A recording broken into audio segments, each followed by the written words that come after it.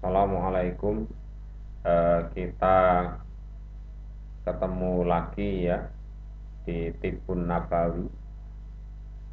Kita masih membahas tentang talbinah atau bubur tepung gandum.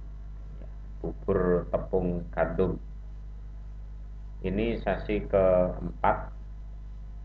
Untuk lebih jelasnya, para pemirsa bisa mengikuti di sesi 1, 2, dan 3 ya. Talqinah insya Allah sudah jelas di gambarnya, dan kita akan melanjutkan pembahasan kitabnya.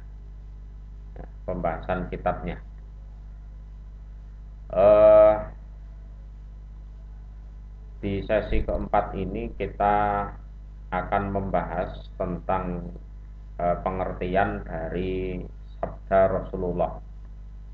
Nah, ini wa qauluhu sallallahu alaihi wasallam fiha matun li fuadil marid. Jadi Rasulullah bersabda bahwa yang namanya talbinah, bubur tepung gandum, itu bisa menenangkan hatinya orang yang sakit ya, menenangkan hatinya orang yang sakit. Jadi kata macam matun ini juga bisa dibaca mujim matun ya, tapi yang lebih terkenal itu adalah dibaca dengan macam matun. Kata macam matun ini artinya adalah turihuhu wa tusakkinuh. Maknanya adalah bisa mengistirahatkan, menenteramkan hatinya orang yang sakit ya, mengistirahatkan, menenteramkan hatinya orang yang sakit. Ini asal kata dari al-ijmam yang artinya adalah rohah ya. Jadi bisa menenangkan, menenteramkan hatinya orang yang sakit. Kemudian berkaitan dengan sabdanya Nabi yang berbunyi tadhabu biba'dil huzn. Jadi talqinah itu bisa menghilangkan sebagian dari kesusahan. Jadi fungsinya kan ada dua. Pertama untuk orang yang sakit, yang kedua adalah orang yang sedang berduka ya, entah keluarganya ada yang meninggal atau mungkin barangnya ada yang hilang dan lain-lain ya. Kenapa talqinah oleh Nabi disebut bisa menghilangkan sebagian susah? Karena apa? Yang namanya susah, li'annal gham wal huzn yubarridanil mizat. Jadi yang namanya itu itu susah karena cita-citanya tidak tercapai ya. Sedangkan al-huzn ini susah karena kehilangan sesuatu atau seseorang.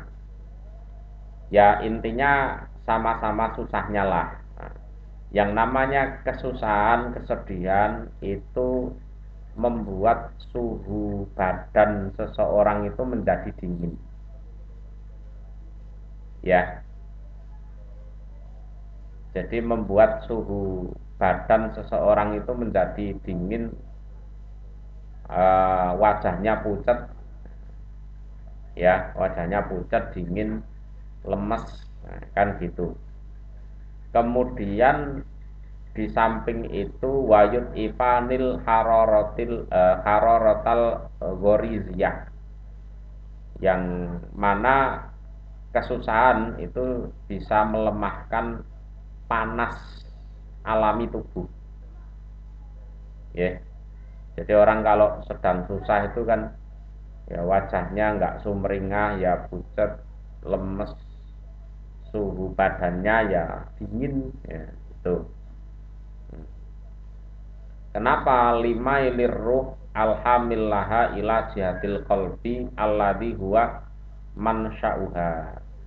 Karena roh itu karena menanggung beban kesedihan itu condong ke arah jantung, ya, condong ke arah jantung, yang mana pusatnya roh ya ada di jantung tersebut, ya. Jadi kesusahan ini ada di dada, ruh yang menanggung kesusahan itu otomatis condongnya ke jantung, ya, ke jantung. Lah, berhubung keadaannya ya dingin, pucet, tidak bersemangat, putus asa, gitu kan, maka sangat cocok apabila mengkonsumsi talbinah, apalagi dalam keadaan anget. Talbinahnya itu dikonsumsi pas masih anget gitu. Wahadzal kisa yuqawi hararatal ghoriziyah bi ziyadatihi fi madatiha. Nah, jadi talbinah yang modelnya seperti bubur itu tadi itu bisa memperkuat suhu panas dalam tubuh dengan menambah zatnya, nah, menambah zatnya. Jadi bisa merangsang kembali panasnya tubuh. Kalau panasnya tubuh ini stabil, otomatis kesusahannya berkurang itu. Wa tuzilu aksaroma arodolahu minal gham wal huzn, dan bisa menghilangkan lebih banyaknya yang datang kepada orang tersebut dari susah atau duka cita, duka cita. Sehingga panas tubuhnya naik, nah, di situ susahnya, sedihnya itu bisa hilang. Maksudnya begitu. Yes. Ada yang berpendapat seperti itu. Nah, juga ada pendapat lain tentang pengertian talbinah bisa menghilangkan susah. Jadi waqat yuqalu, dan ini pendapat yang menurut Ibnu Qayyim paling benar. Innaha tadhabu bi ba'dil huzn bi qasiyatin fiha min jinsi khawasil aqdiyati al-mufrihah. Jadi sebagian makanan itu kan memang ada yang mengandung candu. Oke. Jadi talbinah ini bisa menghilangkan susah karena memang talbinah itu punya keistimewaan. Jadi gandum itu punya keistimewaan, yang mana gandum ini termasuk jenis makanan yang mempunyai sifat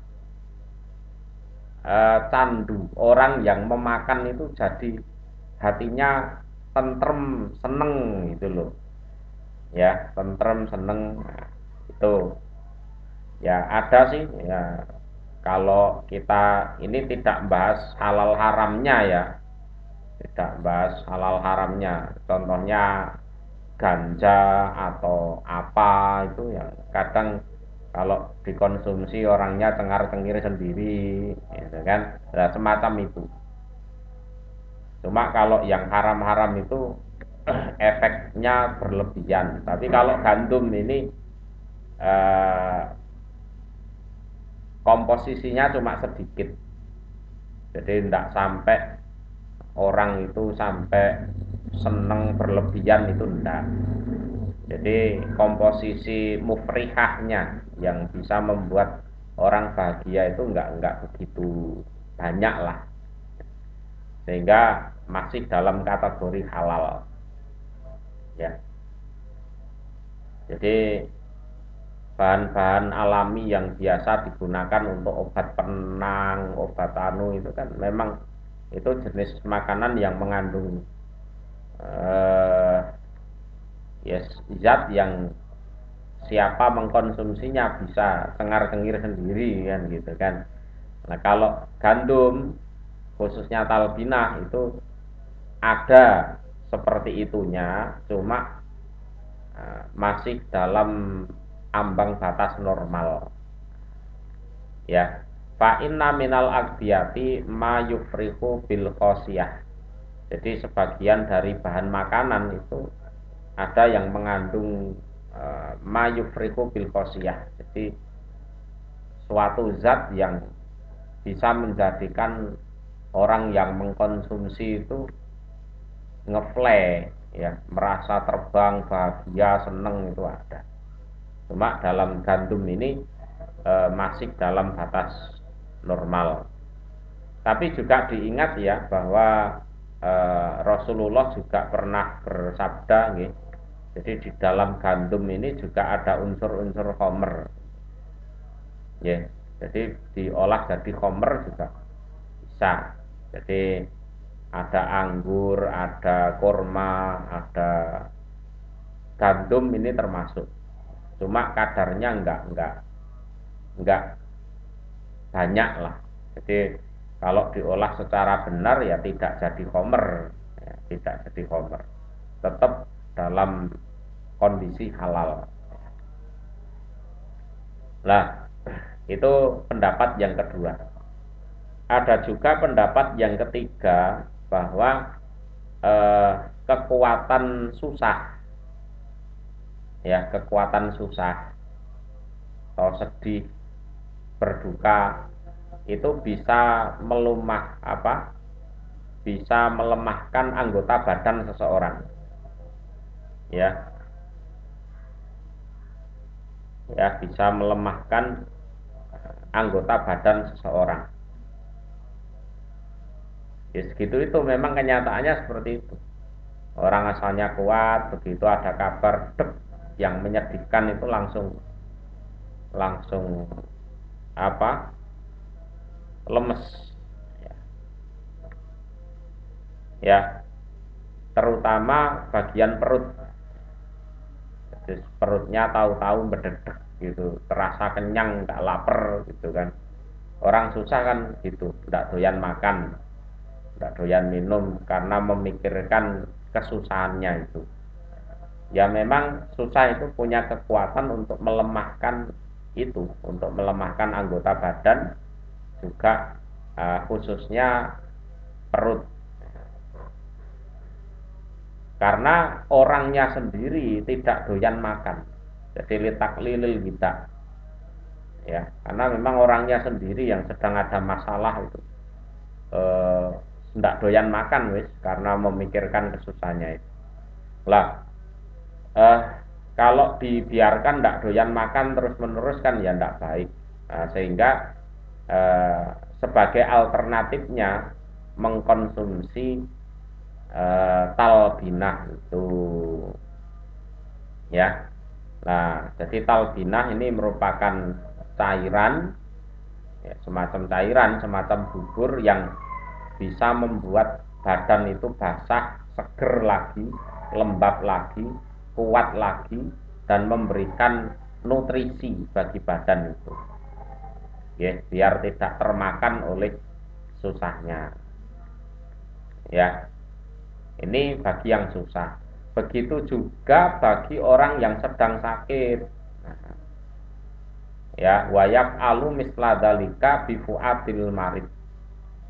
Jadi talbinah itu cara kerjanya seperti itu juga kepada orang yang sakit. Nah, ini sakit fisik, ya. Kalau susah itu kan sakit mentalnya. Kalau marid ini sakit fisiknya. Jadi dengan talbinah hatinya itu bisa bisa lebih tenang, lebih tentrem. Nah, kenapa orang sakit juga tidak doyan makan? Karena orang sakit itu kebanyakan di pencernaannya itu terkumpul koltun marori, ya. Jadi sesuatu yang pahit, ya, pahit, ya, pahit. Jadi pahit itu berasal dari perutnya, terus naik ke mulutnya itu, ya. Sehingga orang yang sakit itu begitu kena makanan, entah seenak apapun makanannya, rasanya ya pahit. atau di situ di perutnya ada balgomi semacam lendir yang mengganggu pencernaan, atau di perutnya ada sodidi, ada nanah, ya. Lah dengan talbinah yang berupa bubur itu bisa membersihkan pencernaan wayasruhu, dan juga mencucinya, ya. Dan juga melicinkan pencernaan itu, dilicinkan, ya. Terus juga dicairkan, misalnya kotorannya padat ya segera dicairkan, dan menyeimbangkan kondisi pencernaan. Jadi wayu adilu kaifiyatahu. Jadi menyeimbangkan, bisa mengkondisikan keadaan pencernaan itu. Dan juga bisa melebur unsur-unsur keras yang ada di perut yang mengganggu pencernaan orang tersebut sehingga dia sakit, dan bisa mengistirahatkan itu, ya. Terutama bagi orang yang waktu sehat kebiasaannya adalah memakan roti yang berasal dari gandum. Ini roti kasar, ya. Jadi di era Nabi khususnya di Madinah waktu itu, orang punya gandum tok itu sudah istimewa, ya. Jarang sekali punya alat untuk menumbuk gandum dijadikan tepung, itu jarang. Ya wis gandum apa adanya itu wis diolah gimana, wis pokoknya jadi makanan. Perkara kasar apa ndak urusan, yang penting perutnya kenyang zaman dulu. Lah berhubung makanan pokoknya ya itu roti gandum yang kasar, sehingga kalau sakit ya pas kalau dikasih talbinah. Wahya adatu ahli Madinah iddaka. Ya seperti itulah kebiasaan orang Madinah waktu itu. Kalau ndak makan kurma ya makan roti gandum itu. Wakana huwa ghaliba kutihim. Memang kebanyakan bahan makan pokoknya yaitu. Wakanat hintatu azizatan indahum. Di waktu itu yang namanya hintoh itu gandum tapi lembut. Harganya lebih mahal daripada gandum biasa. Waktu itu kintoh ya masih jarang dijumpai, ya. Jarang dijumpai. Wallahu a'lam. Muga-muga Allah paring barokah. Assalamualaikum warahmatullahi wabarakatuh. Mungkin habis ini kita membahas tentang kurma, ya. Kurma aliyah atau kurma ajwa.